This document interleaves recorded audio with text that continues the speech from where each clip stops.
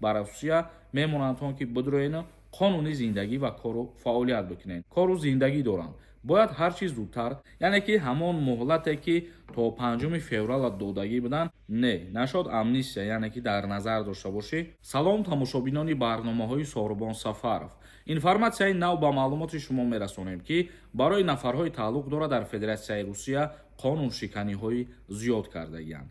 Як чизи дигара ба шумо гуфта мегзарам, нафарҳое ки мехоҳанд бубинанд ва бифаҳманд ки патентҳошон дар ҳақиқат мисол дар база ҳаста ё ин ки не, ба хотире ки аз бисёр нарушенияҳо мешавад ки патент аннулировад шавад. Ба ҳамин хотир як бор барои дилпурии худтон метавонед ҳамин чиза проверка кунед. Номери WhatsApp меброяд, бинависонед ва дар ҳамонҷа гап мезанед. Русия ба муҳоҷирон огоҳӣ дод. Муҳоҷирон ҳуҷҷатҳоятонро ба расмият дароред ё қаламрави Русияро тарк кунед. Дар ин бора намояндаи Вазорати меҳнат, муҳоҷират ва шуғли аҳолии Ҷумҳурии Тоҷикистон дар Федератсияи Русия як фармони президенти ин кишвар Владимир Путинро дар бораи муҳоҷирон шарҳ додааст. Фармони мазкур рӯзи 3 декабри соли 2024 ба имзо расида. Тибқи он шаҳрвандони хориҷие ки дар Русия ғайриқонунӣ кору зиндагӣ доранд, бояд ҳар чиз зудтар ҳуҷҷатҳои худро ба расмият дароварда кору фаъолиятро қонунӣ гардонанд ё аз қаламрави ин кишвар берун шаванд. Барои ба расмият даровардани ҳуҷҷатҳо танҳо то охири моҳи апрели соли 2025 муҳлат дода шудааст. Муҳоҷирони меҳнатие ки мехоҳанд кору фаъолияти худро дар Русия идома диҳанд, бояд то охири моҳи апрели соли 2025 худро дар идораи муҳоҷират сабти ном намоянд, иҷозаи истиқомат бигиранд, қайди макони зист ва суғуртаи тиббӣ дошта бошанд, маълумотҳои биометрии худро пешниҳод созанд. Яъне ки ҳамон муҳлате ки то 5 феврал додагӣ буданд, ҳамонро бигем продлит кардан то охири моҳи апрели соли 2025 ҳар як нафаре ки қонуншиканӣ кардагиай ё ки ҳуҷҷатҳои худша ба расмият дароварда туғрӣ мекунад ё ки аз қаламрави Русия берун мебарояд. Дар ҳолати ба хоҳиши худ ин корро накардан, баъд автоматически метавонанд ки запрет навиз кунанд, яъне ки депортатсия кунанд. Ин авф нестай, ин чиза нотуғрӣ нафаҳмед. Яъне ки ба хоҳиши худтон вақте ки биромаден, боз шуморо иҷозат метиҳанд. Ягон хел депортатсия накарда ба Русия мемонанд он ки бидроен қонуни зиндагӣ ва кору фаъолият бикунед. Ва инчунин дар иҷа як нозукии дигаша бинед ки то ҳатто аз симкартаҳое ки қарздор бошен, ҳамонро ҳам сабаб шида метавонад ки шуморо запрет навиз кунанд. ҳамаи ин нозукиҳоро хуб ба назар бигиред ва ин муҳлата хуб истифода бубаред. Акнун комментарияҳоро хонда ба саволҳо ҷавоб мегардонем. Границаи Қазоқистон рафтан дар кор боша барои шумо, номерошон меброяд, занг занед, аз номи мо гап занед. Ҳайдарова нависонда. Ассалому алайкум. Ба Россия гости шуда даромадан як сола як бор мумкинай. Тибқи тағйиротҳои нав, бале, ҳозир як бор мумкинай. Мисол пештар бигирем, 3 моҳ пас метонистен ки боз будроен, ҳозир як бор гости ки карден, аз Россия ки берун биромаден, 9 моҳ пас ҳақ дорен ки вориди Россия бошем. Меликов нависондай.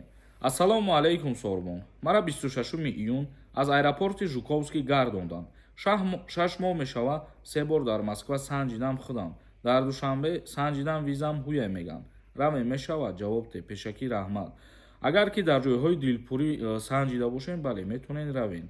Ва боз аз ҳама ҷои дилпуртар шуғли аҳолӣ, ҷои шиноснома ва раводид астае ки шуморо аниқ мега ки мисол метавонед рафта ё ин ки не. Умарзода нависондай. Нашод видварения. Ягон гапи хабар нест брат. Не, нашод амнистия, яъне ки дар назар дошта бошӣ, ягон маълумот нест бародар. Як нафари дигар нависондай. Ассалому алайкум брат. Ман печати фалшивӣ дорам. Метавонам гузашта. Дар ҳолате ки печати фалшивӣ доштагӣ бошед шумо, аз дигар ҷо ба Россия даромаданам мисол вариант ҳастае ки дар ҳолати проверка кардан бинам печати фалшивиро ва аз Россиярам биромадан ҳамин хелай. Ба ҳамин хотир печати фалшивӣ назанен ҳеҷ вақт дар паспортҳо ки ин ғайриқонунӣ убур кардани марз ба ҳисоб мерава, мақсад ҷавобгарӣ дорад. Тоҳир нависондай. Ака салом. Пешакӣ раҳмат. 10 моҳ будам дар Россия документ надоштам. Омадам Тоҷикистон, ман метавонам баъди 3 моҳ бигардам бирам ака. Рӯзи 22 декабр Айросия биромадам. Вақти биромадаантон ягон хел мақсад запретон намонда бошад агар, бале, метавонем бародар. Бо аз ҳама хубаш пеш аз рафтаантон як бор проверка кунед, баъд мақсад сафар кунед, хубтар мешавад. Не ки 3 моҳ истодаантон и плюсаш бисёрай ва вероятносташ бисёртарай ки шуморо ҳечи нагам барои дуромадан ба Россия. Баҳодур нависонда: ман 5 мошид омадам граница бурам, биём документ карда метавонам?